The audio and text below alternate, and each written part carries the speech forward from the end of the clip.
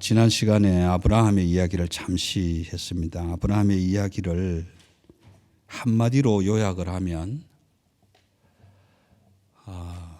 믿음 없는 사람을 믿음 있는 사람으로 만드는 이야기다. 창세기를 읽으시다 보면 처음부터 아브라함이 믿음을 가졌던 것이 아니라 아브라함이 하나님을 믿으니 그것을 의로 여겼다. 그렇게 선포하는 장면을 보게 됩니다. 민족을 이루게 하고 이름을 창대케 하고 하나님께서 준비한 땅도 주겠다는 약속.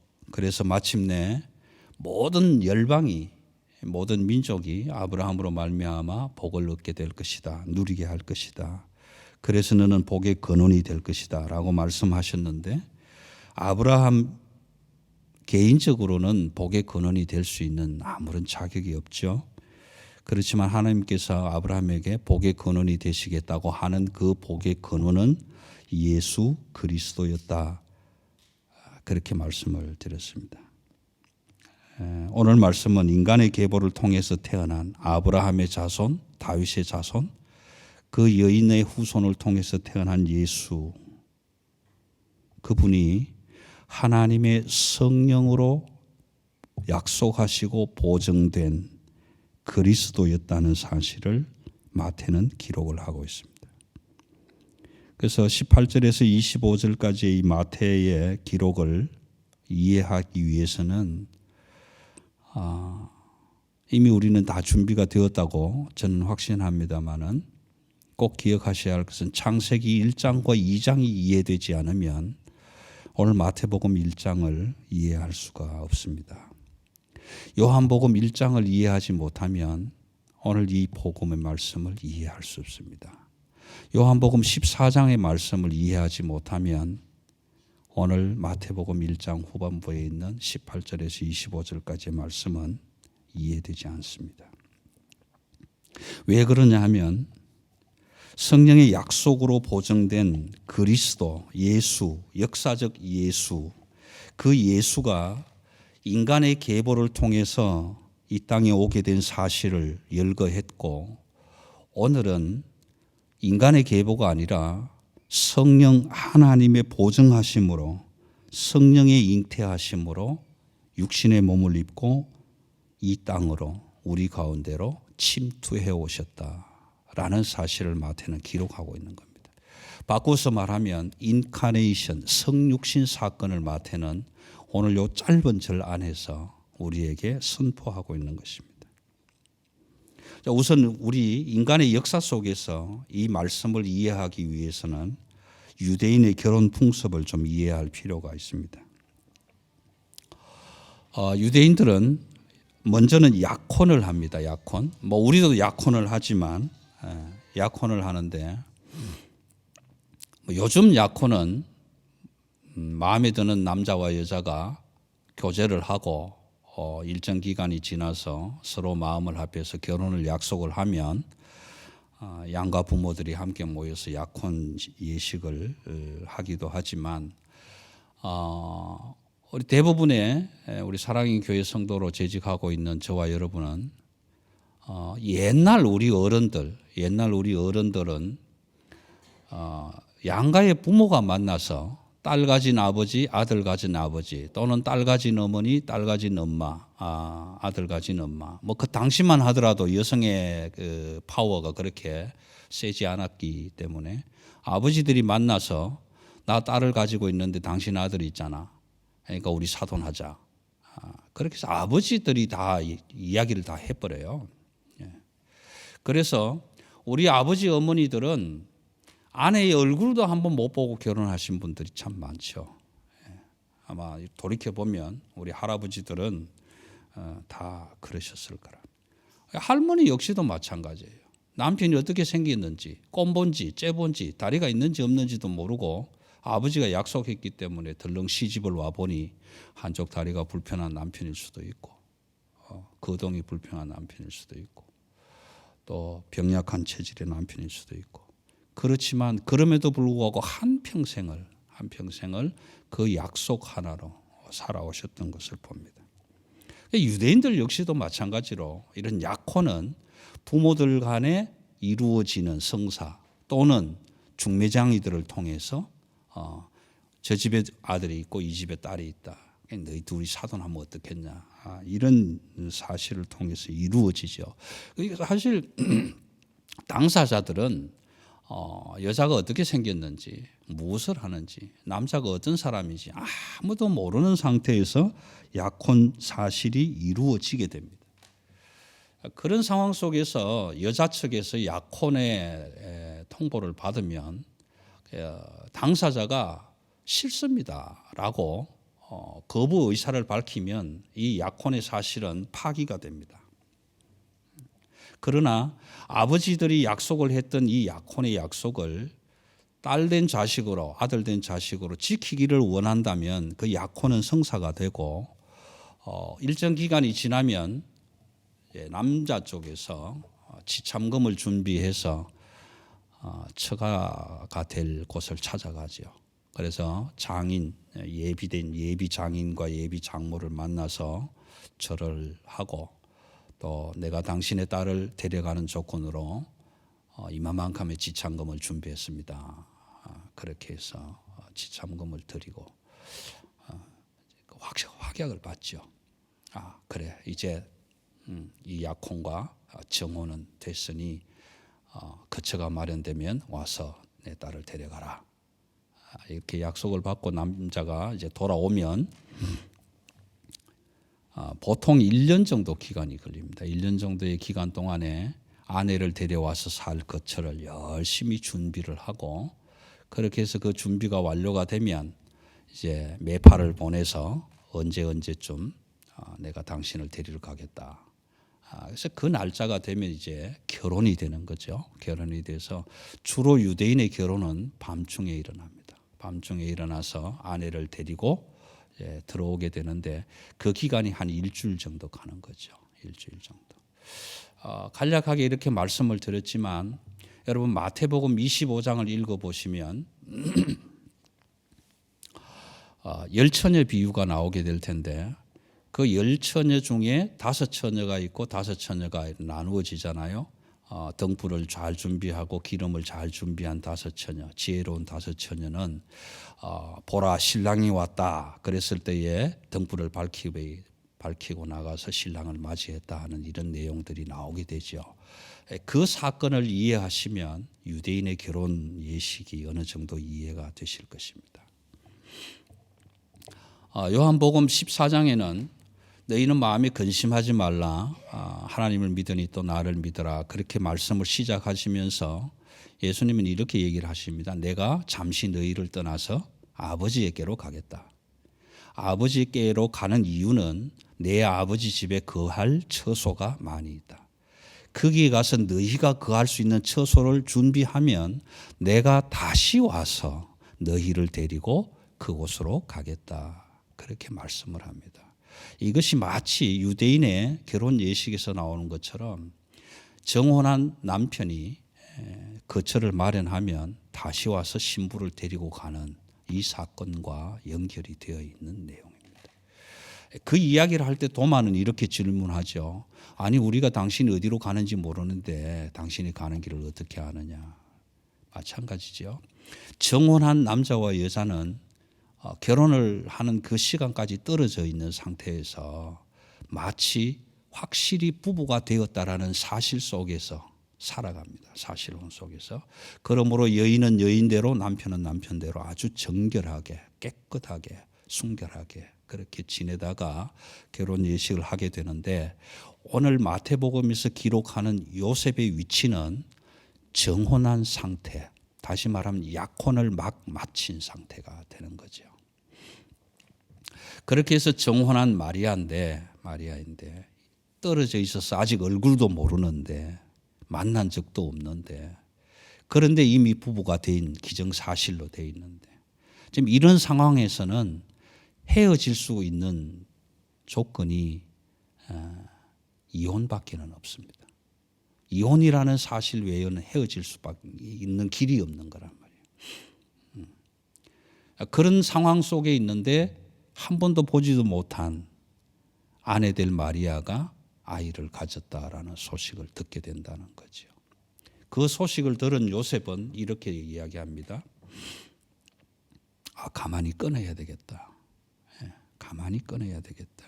오늘 19절에서 그렇게 얘기를 하죠. 가만히 끊어야 되겠다. 이게 무슨 이야기냐 하면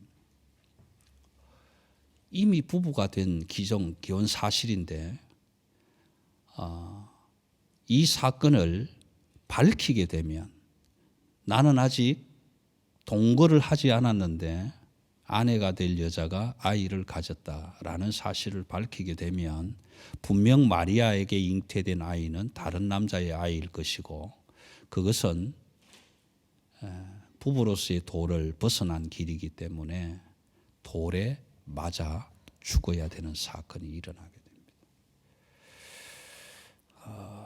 이 관계를 요셉이 마리아를 얼마만큼 사랑했는가를 말할 수는 없지만 성경은 요셉은 의로운 자라고 표현하는 이유는 적어도 부부가 되기로 정혼한 사이에 있는 그 마리아가 남의 아이인지 누구 아이인지는 알 수 없지만 처녀로 있어야 할 여자가 아이를 가졌다는 사실 때문에 돌에 맞아 죽도록까지는 하고 싶지 않다라는 마음이 요셉에게는 있었겠죠.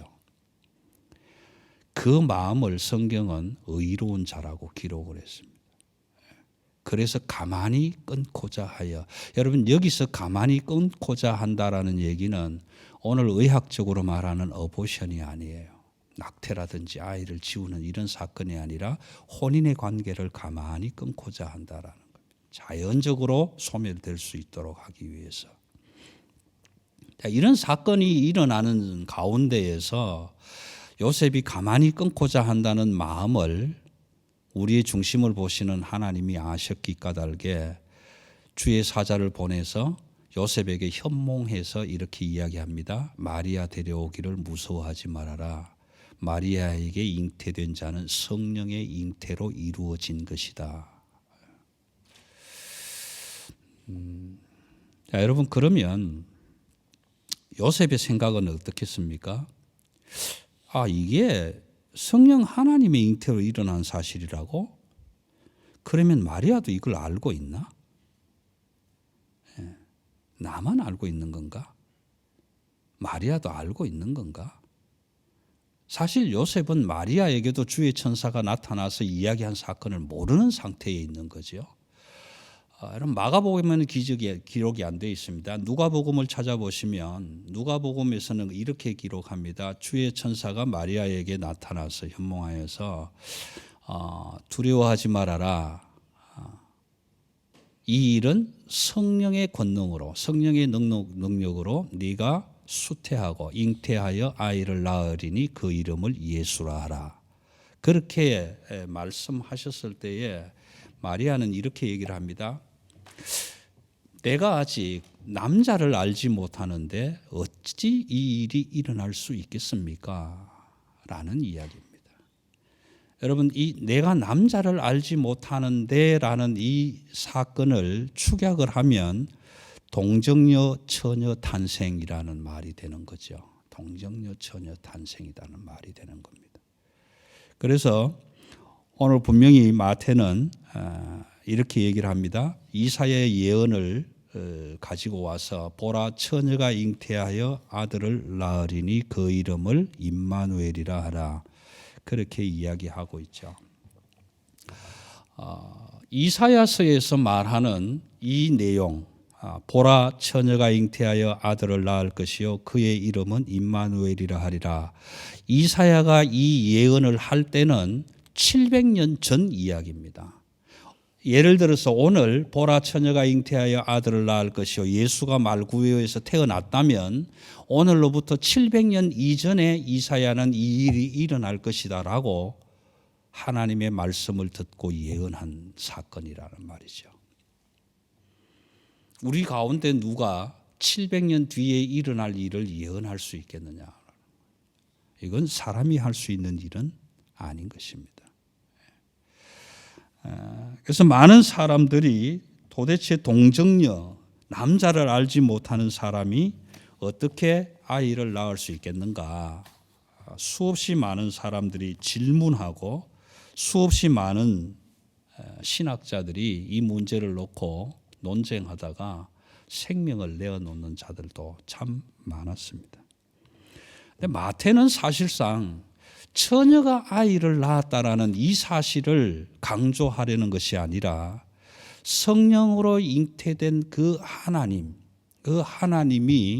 누구인가? 그리고 그 사건을 전하는 메신저가 누구인가라는 것을 더 강조하고 있다. 처녀에게서 나든 처녀가 아닌 아줌마한테서 나든 누구에게서 나든 아무런 상관은 없습니다. 상관은 없는데 태어난 그 아이가 누군가. 그러면 그 아이가 예수라고 하는 이름을 가진 아이로 태어나겠다고 하는 말을 전하는 자는 누군가라는 것입니다. 그것이 마태가 강조하고 싶어하는 그런 이야기입니다. 여러분들에게 좀 상식이라고 해야 될까요? 많은 사람들이 교회에 다닌다고 하면 이런 질문들을 하게 될 거예요. 너희 예수가 동정녀에서 났다며? 어떻게 성관계도 없는데 아이가 태어날 수 있냐? 그게 무슨 교회냐? 어떻게 그런 신을 믿냐? 그게 신이냐? 사람이지? 이런 질문들을 많이 받게 될 것입니다. 그래서 오늘 제가 단단한 음식은 드리면 여러분들이 소화가 안 되겠지만 아직 기본적인 것으로 몇 가지를 말씀을 드릴 테니까 여러분 이사야 7장에서 보라 처녀가 잉태하여 아들을 낳을 것이니라고 했을 때 사용하는 단어는 히브리어 단어로 알마라는 단어입니다. 알마라는 단어를 사용하고 그 다음에 성경에서 처녀라고 번역되어 있는 모든 단어들은 베툴라라는 단어를 사용하고 있습니다.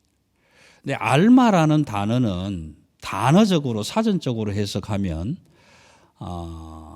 아이를 낳지 않은 아줌마. 아이를 안 낳았는데도 아줌마가 될 수 있나? 어쨌든 그런 소위 말하는 우리가 영어로 표현하면 우먼이라고 해야 될까요? 이런 의미를 가지고 있는 단어를 쓰고 있습니다. 알마라는 단어를 쓰고 있는데 마태가 그 알마라는 단어를 가져와서 헬라어로 기록할 때에 다른 용어를 하나 써요. 다른 용어. 어떤 용어를 썼냐 하면은 오늘 기록하고 있는 인용은 이사야의 내용을 그대로 가져왔지만 헬라어로 기록하면서 이 처녀라는 용어를 파르데노스라는 헬라어를 사용합니다. 근데 이 파르데노스라는 헬라어를 사용하는데 이 파르데노스라는 헬라어의 사전적 의미는 우리가 그냥 쉽게 얘기하자면 남자를 모르는 처녀 이렇게 얘기를 할 수 있는데 남자를 모른다라는 것이 남성과 여성을 구분할 줄 모른다는 것이 아니라 남자와 여자가 가질 수 있는 성적인 관계를 한 번도 가져보지 않은 그런 처녀다라고 사전적으로 해석하고 있는 것입니다. 그렇기 때문에 우리는 이 성육신, 인성과 신성을 동시에 가지고 있는 그 하나님의 아들 독생자 예수 그리스도라는 이름으로 이 땅에 내려온 하나님, 그 하나님을 이해한다라는 사실은 성령의 조명이 없으면 이해되지 않습니다. 어떻게 하나님이 하늘에 계시는데 독생자 예수 그리스도라는 이름을 가지고 그 하나님이 성령으로 우리 안에 들어오셨을까? 이것을 해석한다라는 사실은 엄청나게 힘들고 어렵습니다. 서두에 말씀드린 이유는 어떻게 해서 요한복음 1장 14절에서 말씀이 육신이 되어 우리 가운데 거하심에 우리가 그 영광을 보니 독생자의 영광이요 은혜와 진리가 충만하더라라고 선언할 수 있었겠는가라는 것입니다. 어떻게 말씀이 요한복음 1장 1절에서 말씀이 하나님과 함께 계셨고 그 말씀이 곧 하나님이신데 그 말씀이 곧 육신을 입고 이 땅에 오셔서 예수 그리스도 성령 하나님이 되셨다. 그걸 이해한다라는 것은 조직 신학적이든 일반 신학적이든 무지무지하게 힘들고 어렵습니다. 얼마만큼 어려우냐 하면 창세기 1장 2절을 이해하는 것만큼 어렵습니다. 여러분 창세기 1장 2절은 1절에서 선언합니다. 태초에 하나님이 천지를 창조하시니라. 그리고 2절에서 그 상황을 이야기합니다. 혼돈과 공허와 흑암 그 위에 하나님의 영이 운행하셨다. 그래서 많은 사람들이 묻습니다. 하나님이 그러면 어둠도 창조하셨냐? 공허도 창조하셨냐? 혼돈도 창조하셨냐? 당연하지요. 근데 여러분, 이 흑암과 혼돈과 공허라는 이 자체는 하나님의 존재가 부재한 사건을 이야기합니다. 하나님은 창조하셨지만 그 혼돈과 공허와 흑암 안에 계시지 않았다. 부재하고 있었다라는 것입니다. 다시 말하면 빛의 부재는 흑암이고 말씀의 부재는 혼돈이고 충만의 없음은 공허함이다. 그러니까 그 공허함과 흑암과 흑암 속에 3절부터 나오는 첫 번째 선언이 빛이 있으라 하심에 빛이 있었고 그렇게 선언합니다. 그 흑암 속에 하나님은 말씀의 생명의 빛이 되시는 빛으로 오셔서 흑암을 물리쳐 주셨고 그 말씀이 진리가 되셨기 때문에 우리에게 혼돈이 없어졌었고 그 말씀으로 우리 가운데 충만하게 오셨기 때문에 공허가 없어지게 되었다. 이 사건을 제가 말씀을 드리면서 조금 더 내려가면 하나님이 하나님의 형상, 우리의 형상을 따라 우리의 모양대로 사람을 만들자. 그랬을 때 하나님의 형상과 모양대로 만들어진 사람은 하나님의 존재의 부재로 인해서 그 안은 공허와 혼돈과 흑암의 상태로 지어진 것입니다.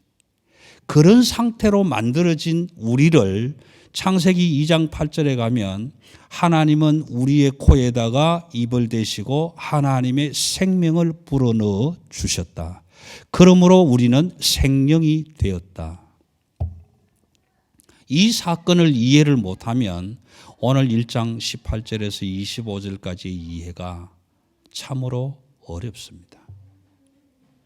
여러분, 저와 여러분은 하나님의 형상대로 흙으로 빚은 바 되어 있었지만 그 안에 진리가 없고 충만이 없고 하나님의 말씀, 생명의 기운이 없었던 우리를 하나님이 성령의 역사로 우리 안에 들어오셔서 내주하셔서 우리로 하여금 진리가 있게 하시고 공허가 물러가게 하시고 혼돈 안에 충만함으로 오셔서 그 혼돈을 물리쳐 주시고 캄캄한 흑암 속에 있는 죄 속에 있는 우리를 진리로 빛으로 밝혀주셔서 오늘 저와 여러분이 하나님의 모양을 닮은 하나님의 형상이 되었다.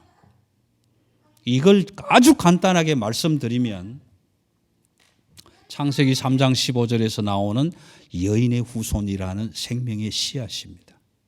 생명의 씨앗.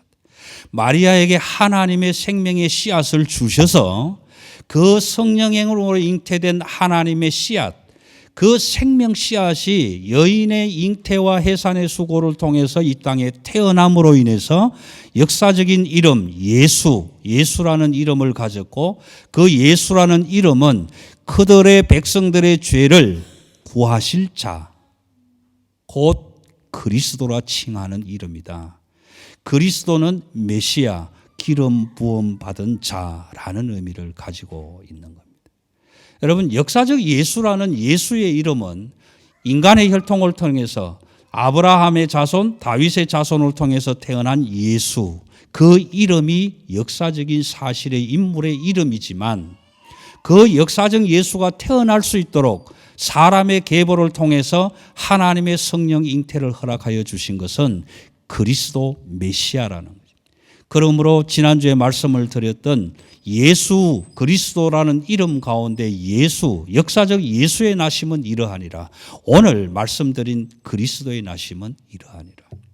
이 그리스도의 나심은 사람의 힘으로 태어난 것이 아니라 하나님의 능력으로 성령의 역사로 우리 가운데 오시게 된 사건을 마태는 기록하고 있는 겁니다. 그래서 요한은 이 모든 사건을 말씀이 육신이 되어 우리 가운데 오신 예수 그리스도, 그 역사적 예수 그리스도의 태어나심으로 인해서 모든 인류 역사가 예수 이전과 예수 이후로 나누어지게 되었다는 사실을 여러분들은 아셔야 합니다. 지금도 우리는 비포 크라이스트, BC 에너 도미니스 AD를 사용하고 있지 않습니까? 그 기원이 예수 그리스도다라는 것입니다. 우리는 이 사건을 우리 인간의 지식과 인간의 능력으로 이해할 수는 없습니다. 왜 그런가 하면 내가 어떻게 태어난 사건을 나도 알 수 없기 때문에 그렇습니다. 여러분 요한복음 12장 24절로 기억을 하는데, 한 알의 밀이 떨어져 죽으면 많은 열매를 맺고 한 알의 밀이 썩지 않고 죽지 않고 그대로 있으면 한 알 그대로 있다는 말씀을 우리가 접하게 되는데, 여러분 생명의 씨앗이 우리 모든 여인들에게는 생명의 씨앗이 없습니다.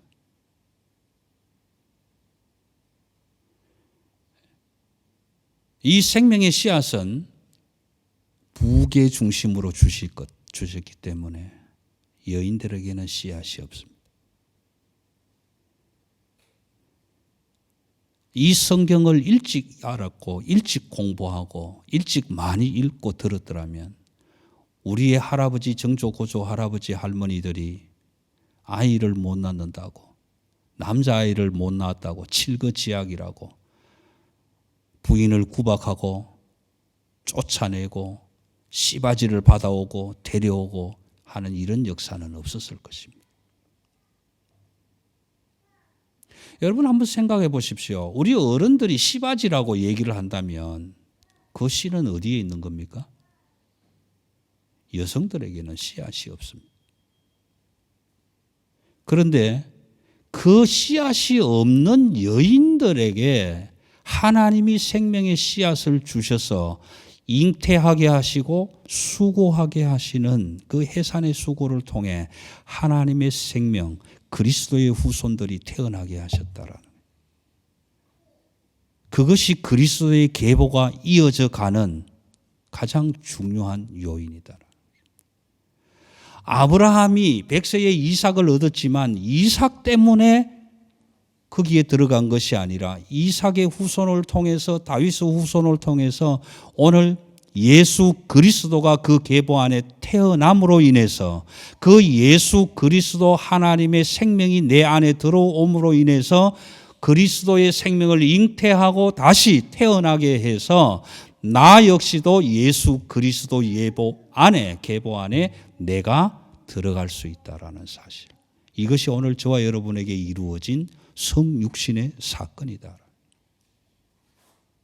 그래서 요한복음 15장에서는 이렇게 선언합니다.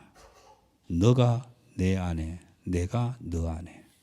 나는 포도나무요 너희는 가지니 너희가 내 안에, 내가 너 안에 있을 때 열매를 맺게 될 것이다.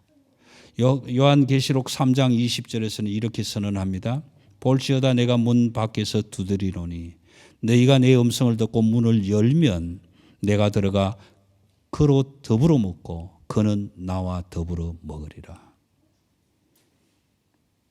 여러분 하나님의 말씀은 오묘하고 신묘막측하고 진리가 되는 말씀입니다. 오늘 이 진리의 말씀들을 많은 사람들이 이벤트로 꾸며내고 재미로 만들어내고 우화로 만들어내고 진리를 진리되지 못하게 하는 일들이 지금 이 땅 위에 얼마나 많이 일어나고 있는지 모릅니다. 여러분 말씀을 읽고 듣고 묵상해 가실 때에 성령께서 깨닫게 하시는 역사를 반드시 주실 것입니다. 그런데 그 깨달음이 없이 이것을 사람의 생각으로 사람의 지혜로 풀어낼 수 있는 방법은 없습니다. 그래서 베드로는 이렇게 고백합니다. 성경은 오직 성경으로 풀어야 한다. 성경을 세상 지식으로 풀어낼 수 있는 방법은 없습니다. 자, 여러분 그러면 하나의 더 질문을 던지면서 마무리하겠습니다. 하나님께서 일을 정말 제대로 하려면 우리 생각에 제대로 일을 하시려면 이렇게 하셔야 됩니다. 요셉과 마리아와 마리아의 가족과 요셉의 가족과 그 모든 동네 사람들에게 한 날, 한 시간, 같은 시각에 성령으로 임재하셔서 이렇게 말씀해 주셔야 됩니다. 모든 사람들아 들어봐라. 내가 성령의 능력으로 마리아에게 잉태하게 해서 수태하게 해서 아이가 태어날 것이니 이는 요셉의 아이가 아니라 하나님의 능력으로 잉태된 아이로서 태어난 자는 예수 그리스도다. 그렇게 다 알려주셔야 공지해 주셔야 오해도 없고 잘못 알 수도 없고 모두가 다 인정할 텐데 마리아에게 따로 요셉에게 따로 그러는 바람에 요셉은 가만히 끊고자 하는 마음까지 일어나지 않습니까? 여러분 오늘 제가 이 자리에서 말씀을 증거하지만 이 말씀이 이쪽 자리 덜할 것이고 이쪽 자리 다를 것입니다. 말씀이 똑같은 방법으로 똑같은 사람에게 똑같은 감정을 주지는 않습니다. 말씀을 받는 마음반마다 다르다라는 것입니다. 오늘 이 사건은 내가 어떻게 이 땅에 존재하게 되었는가라는 사실을 이해하지 못하면 이 사실 역시도 이해하기가 어려울 것입니다. 언젠가 기회가 주어지면 창세기 1장, 2장, 3장을 집중적으로 좀 함께 나누기도 하겠지만 마태복음을 계속 공부해 가면서 이 내용들을 연결해서 또다시 거론하게 될 텐데 여러분 이 이름이 뭐라고요? 임마누엘. 임마누엘은 해석을 어떻게 합니까? 우리와 함께 하시는 하나님. 그 하나님은 오늘 교회의 머리가 되시는 예수 그리스도, 성도의 신랑이 되시는 예수 그리스도, 우리의 남편이 되시는 예수 그리스도, 마리아의 남편이 되시는 예수 그리스도. 사람들은 사람의 눈으로 마리아를 볼 때 남편도 없이 어떻게 아이가 생겼냐고 질문할 수 있지만 마리아에게는 너희에게는 보이지 아니하지만 나에게는 항상 함께하는 임마누엘의 하나님, 나의 남편이 계셨다. 그 남편으로 인해서 나는 잉태하게 되었고 해산의 수고를 통해서 내가 사랑하고 사모하고 존경하는 영원한 나의 신랑 되시는 그 하나님이 내게 주신 씨앗으로 태어난 이 아이가 예수 그리스도, 그들의 백성들의 죄를 구하실 메시아, 기름 부음 받은 자 임마누엘 하나님이다라고 마태는 선포하는 것입니다. 여러분 우리가 찬양하면서 선포합니다. 예수 그리스도, 사랑합니다. 내 아버지. 그렇게 고백했지만 교회의 머리가 되시는 예수 그리스도, 교회의 신부가 되시는 예수 그리스도, 신부인 성도들의 남편이 되시는 예수 그리스도, 그분이 오늘 하나님의 능력으로 마리아를 통해서 잉태되어 출생했던 것처럼 저와 여러분이 아버지 어머니를 통해서 하나님의 생명의 씨앗을 부여받아 이 땅에 태어난 사건과 하나도 다를 바가 없습니다.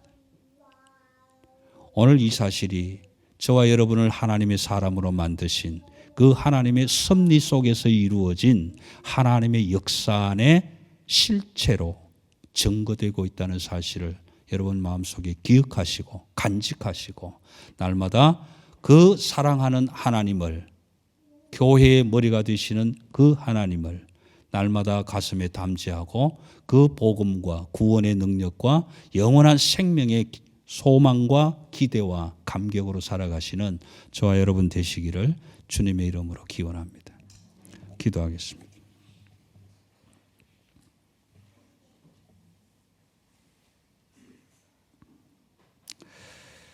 거룩하신 아버지 하나님, 만세 전부터 계획하셨던 그 하나님의 설계도를 우리는 볼 수도 없었었고 보아도 알 수 없는 참으로 미미한 존재들입니다. 세상에 집을 짓는 설계도도 그것을 잘 아는 전문가들은 그림만 보고도 어떤 집이 생길지 아는 것처럼, 그러나 우리는 그 설계도를 볼 줄을 모르기 때문에 아무리 들여봐도 어떤 건물이 세워질지 알 수 없는 것처럼, 오늘 성경이 어떤 비유를 들어서 풀어주어도 그 비유를 헤아려 할 수 있는 마음이 없다면, 지혜가 없다면 모르는 것처럼, 오늘 마태를 통해서 영원 전부터 계획하셨던 하나님의 성육신 사건을 우리는 읽고 듣고 생각해 보았습니다. 그것이 이해 안 되고 도대체 무슨 말인지 모르는 것 같지만, 기도하며 말씀을 읽으며 묵상하며 사모할 때마다 성령께서 깨닫게 해주시고 조명해 주실 때마다 그 사건이 나의 삶 속에서 하나씩 하나씩 드러나고 증거되어 간다는 사실을 알게 될 것입니다.